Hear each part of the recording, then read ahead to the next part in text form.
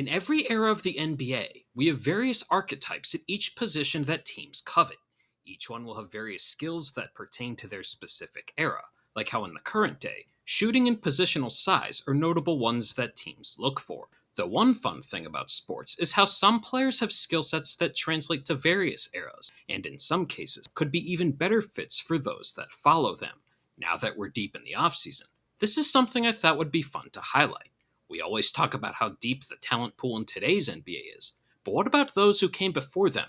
And would their games or skill sets have fit well in the present day? This will be the fifth part of a series where I'm going to highlight some of the players whose games would translate.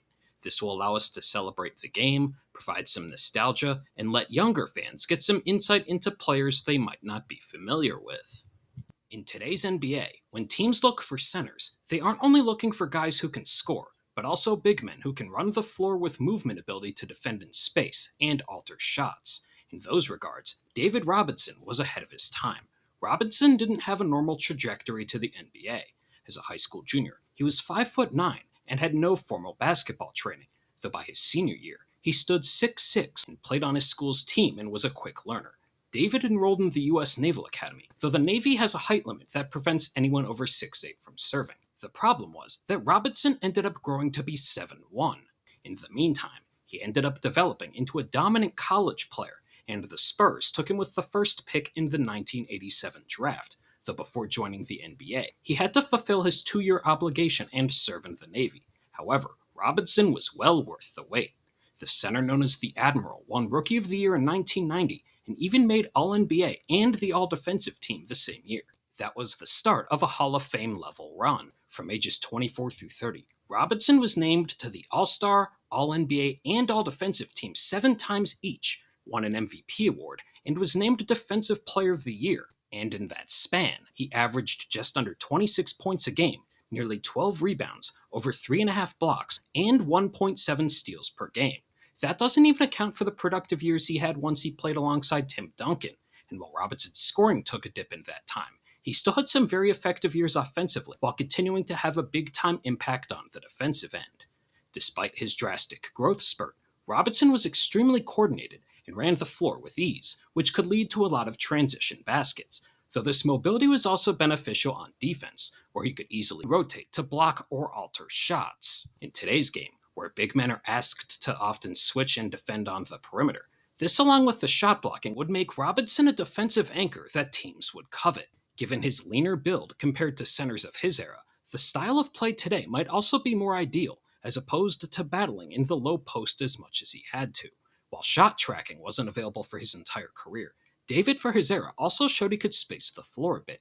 In the late 90s to early 2000s, he had multiple years where 40% of his shot attempts were either 10 to 16 feet from the basket or long twos, where he had some success, and he was also a decent free throw shooter for a center, as he made just under 74% of his attempts from the line over his career, and for good measure, he could pass a bit as well.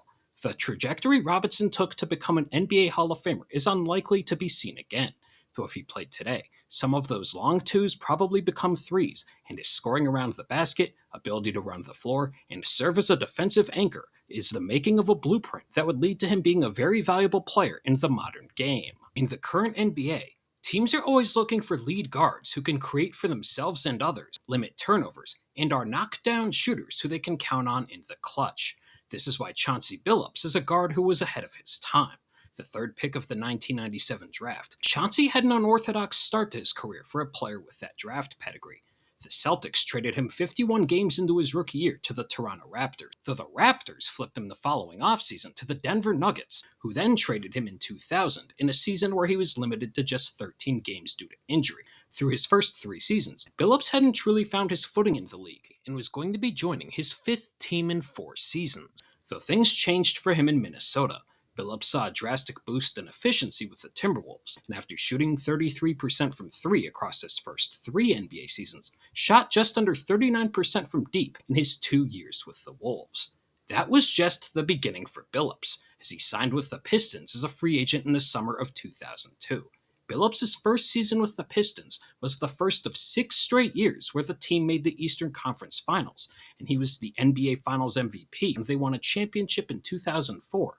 As for the series, he averaged 21 points a game, while shooting 51% from the floor, 47% from three, and 93% from the free throw line. From that point on, Chauncey became a perennial all-star and one of the league's most efficient scorers for a team that was consistently making deep playoff runs. Though early in the 2009 season, the Pistons and Nuggets pulled off a blockbuster deal as Billups was dealt to Denver in a deal to bring Allen Iverson to Detroit. This move ended up signifying the end of the Pistons' incredible run in that era, but Chauncey picked up right where he left off when he got to Denver, as the Nuggets made the Western Conference Finals that same year. From ages 26 through 33, Billups averaged 17 points and 6 assists, while shooting 40% from three on just under 5 attempts a game. In that time, he also made 5 All-Star games, 3 All-NBA teams, and 2 All-Defensive teams. From that point, he was a part of the trade that sent Carmelo Anthony to the Knicks, and then joined the Clippers, though he tore his Achilles in 2012 in his age 35 season, and unfortunately wasn't the same player. Chauncey's offensive game would translate very well to today's era. He had the strength to overpower smaller guards and get to the free throw line at a high clip, but also would take drastically more threes. A 40% shooter from three at his peak, Billups only took more than 5.5 threes per game twice in that 8-year stretch. Given his ability to make opponents pay from deep off the catch or dribble, he'd probably take 10 or so threes per game out of a variety of actions. That also gets us into the drastic difference in pace. In 2005, Billups and the Pistons played at the league's slowest pace, with just over 88.5 possessions per game. 20 years later, the league's slowest pace was just over 96.5 possessions a game, and that 8-possession difference is drastic. So not only would Chauncey have a greener light from deep, but he'd get more possessions to work with as well. Though the man known as Mr. Big Shot has since made the Basketball Hall of Fame and had his jersey number retired by the Pistons. Despite the great career, it is fun to imagine what the now head coach of the Portland Trail Blazers would do if he was playing in this era, given the more open game. NBA teams are having big men facilitate more offense in recent years. Now, if they can find a player who can facilitate at that size while also being a 3-level scorer, that's incredibly rare. That blend of skills would describe Arvydas Sabonis in his prime. Unfortunately, Sabonis didn't get to spend his prime in the NBA, but from the highlights we see and the way people describe seeing him at an earlier age, he sounds like a player who was on a legendary trajectory. Bill Walton described seeing the 7'3" Sabonis as a 19-year-old saying, "We looked at each other, our jaws just dropping. And I said, you might as well rewrite the rules of basketball after watching him play for just the first half." Walton also said the young Sabonis had the skills of Larry Bird and Pete Maravich with the athleticism of Kareem Abdul-Jabbar. So needless to say, all those things together would make for a very special player. The Trailblazers drafted Sabonis with the 24th pick of the 1986 draft, though he didn't come over to the NBA early on like younger foreign players in their late teens or early 20s do in this era. Sabonis spent nearly another decade playing overseas before entering the NBA, and while he had some incredibly productive years while doing so, Arvydas dealt with a variety of injuries that were career-altering. This included 2 Achilles tears, to go along with an assortment of foot, ankle, and knee injuries. For context on the injuries, Sabonis' foot was so bad that when the Trailblazers team doctor looked at the x-ray, he said, "The x-ray alone would get you a handicap parking permit." So it's safe to say that by the time Sabonis came to the NBA for his age 31 season, he was not the same player he once was athletically. Despite all the prior injuries he accumulated and now limited athleticism, Sabonis was still an effective player during his time in the NBA.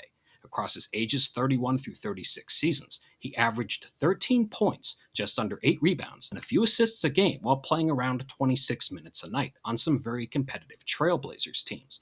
Arvydas was also shooting the ball at above league average efficiency, and despite lacking the athleticism he had in his younger years, was still able to showcase his wide array of skills that made him such a unique player. Given Sabonis' ability to score in a variety of ways, stretch the floor, facilitate for teammates, ability to handle the ball for a big man well before it was common, and alter shots, he was well ahead of his time. While his NBA career is a major what-if for fans, he was still named a Basketball Hall of Famer and will always be known as one of the greatest international players the game has seen. That wraps up the 5th group of players I'll be looking at for this series. Collectively, this was another group that highlighted skills teams look for today. All the players mentioned had traits that are valued in today's game, such as shooting, impressive movement for their size, facilitating in a variety of ways, and many more. If you had any suggestions for players you'd think would be good fits for this series, feel free to leave them in the comments, and I'm looking forward to you joining when I take another trip down memory lane to see what players had skill sets that were ahead of their time. If you made it this far, thank you. And if you enjoyed the video, make sure to like and subscribe to stay up to date with my latest in-depth NBA analysis.